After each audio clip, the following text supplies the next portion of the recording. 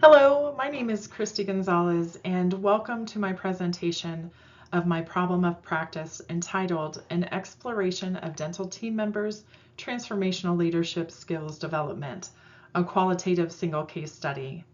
My mentor is Dr. Shelby Vaughn. In this presentation, I will discuss the problem statement and the literature review, the purpose statement and the research question, the theoretical framework, methodology, findings, the integration of the findings with the literature, implications and recommendations for my study, the limitations, my distribution plan, and acknowledgments and references. Between 2010 and 2020, there was an 11% decline in dental assistant graduates and a 4% decline in dental hygiene graduates. The Bureau of Labor Statistics projects that by the year 2031, there will be 56,400 vacancies for dental assistants and 16,300 vacancies for dental hygienists in the United States.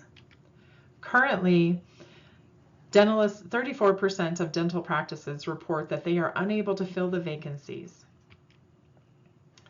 The rising allied dental professional workforce shortage presents a significant barrier to dental health access, as a supply of dental professionals in the workforce and graduating cannot meet the public demand.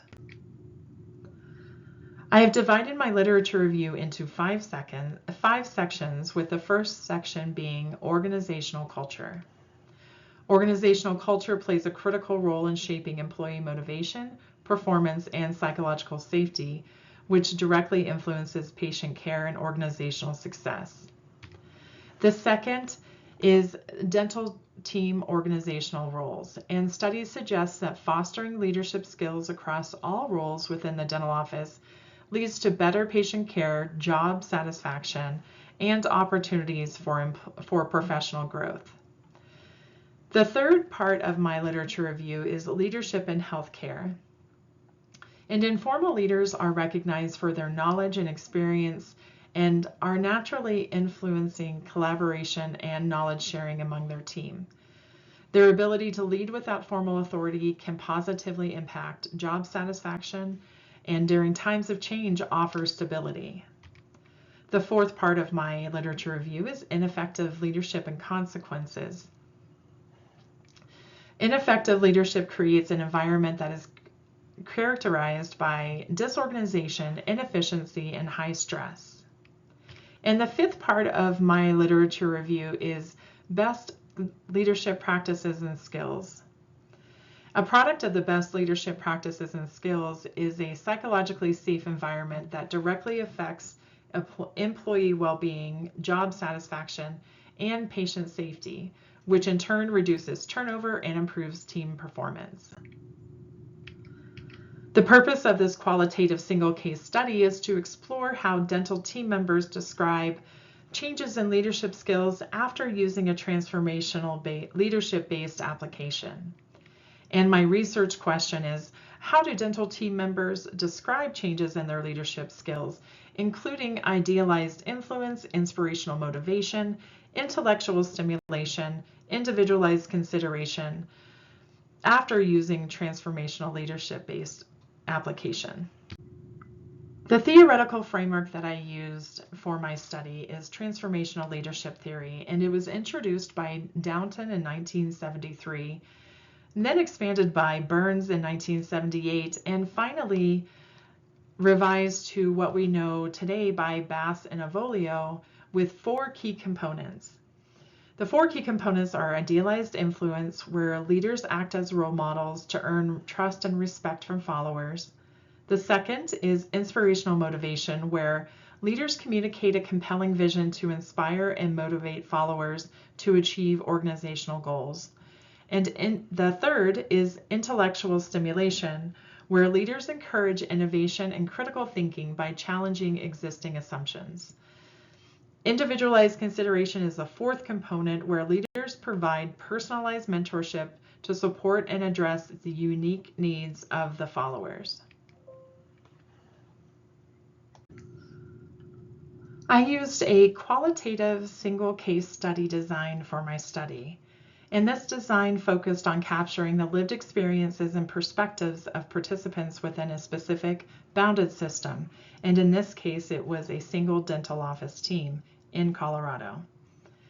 The site that I chose to conduct my study was a private general dental practice in Colorado, and this office included 5 employees, 1 dentist, 1 treatment coordinator, 1 dental assistant, and 2 hygienists. The participants for my study were chosen based on criterion sampling. And the predetermined criteria chosen for the study was the length of time working in dentistry, which in this case was at least 1 year in dentistry, and also being a part of the same dental office team, all working within the same office.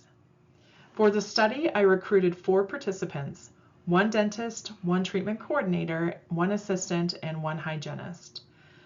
This approach ensured that participants provided information-rich cases that were unique to their experiences and roles within the dental office. The data collection that I used for my study was 1 qualitative survey questionnaire, 1 semi-structured interview that each participant participated individually once, and 1 semi-structured focus group that all participants participated in together on a specific day. There were 6 themes that emerged from the data within the 4 components of transformational leadership. The first 2 themes in idealized influence was leadership without authority is a product of being more confident in their roles and decision making. One example of this is how Dr. Jett recalled how he noticed a change in team members that weren't going to him for answers as quickly as they used to. They were solving problems on their own. And he recognized this in the same instance that he also recognized that there was confidence that was being developed among the team. The second theme under idealized influence was regardless of roles, each person feels they can go to one another to discuss issues or concerns. And Parker best summarized this by saying that despite the issues that have come up, the communication was opened due to the feedback exchanged on the web-based application Project Leadership. One theme emerged in inspirational motivation, and that was the collective success of the practice is underpinned by teamwork and positivity, which increases morale. Raven contributed to this by saying that she noticed a difference in the team when she began adding thought-provoking quotes or even funny comments to the whiteboard prior to the huddle in the morning. Intellectual stimulation had 2 themes emerge. First, dental team members felt empowered to act independently and think critically to solve problems. During some personal time from the office, Dr. Jett said he was impressed by how the team stepped up and how he was able to focus on what he needed to outside of the office, and felt comfortable knowing that while he was away that the team worked together to solve problems. The second theme was self-awareness and constructive feedback promote professional improvement. And Parker said she received 2 pieces of feedback that helped her assess how she approached patient care, and even said that she consciously thought about it through her interactions with her patients. And finally, individual consideration had 1 theme emerge, and individual respect created a culture of belonging and feeling valued. And Raven highlighted that she was cognizant of the way that she delivered feedback to others because she saw each person as an individual and wanted to make sure that she was respecting them individually in the process of providing feedback through project leadership. The integration of my findings in literature is seen below in the visual. And in Idealized Influence, Bricker et al. 2021 stated that formal leaders had influence on emerging informal leaders. In this instance, the hierarchical nature of the dental office placed a unique perspective on how participants perceived their informal leadership. This is in addition to the literature by how formal leaders and informal leaders interact. Through inspirational motivation, a study by Wang et al. Stated that the participants felt that they were inspired to contribute to the organizational goals because they felt safe in sharing their ideas. And in intellectual stimulation, Glisson in 2015 shared that involving everyone in the process encourages innovation. And participants in my study stated that one example of this was learning the new skills with Invisalign that was introduced in the office as a treatment option. Individualized consideration. In an article by Hurd et al. In 2018 shared that participants in their study felt they were more willing to share knowledge when they felt valued. And this aligns with my study where participants said they feel valued when they are able to contribute and also feel engaged when they can contribute with their team. The implications and recommendations for my study are for 4 specific groups, and the first group are dental team members. The implication is that dental team members thrive with new information on developing leadership skills. And the recommendation is that offices incorporate leadership development for the dental team, whether that be in office or through continuing education. The second group is dental educational facilities.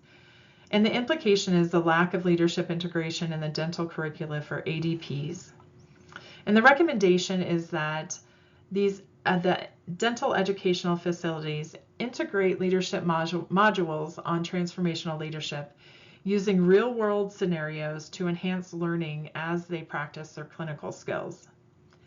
The third group is dental professional associations, and professional networking with a broad audience can incorporate team learning. A recommendation is for dental professional associations to offer online courses or even in-person courses on different styles of leadership to include transformational leadership for the entire team. And this will provide networking opportunities that can really share best practices across the industry and make the dental industry even more strong. The final group is future researchers, and the implication is that literature on the dynamics of the dental team is lacking. And the recommendation is to conduct longitudinal studies on transformational leadership's impact on dental teams. There's an opportunity to explore challenges and outcomes related to implementing these leadership practices.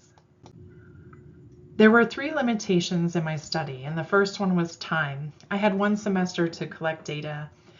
And then the second, in relation to time, was the participants' restrictions due to their own personal and work responsibilities that limited the length of time for the study.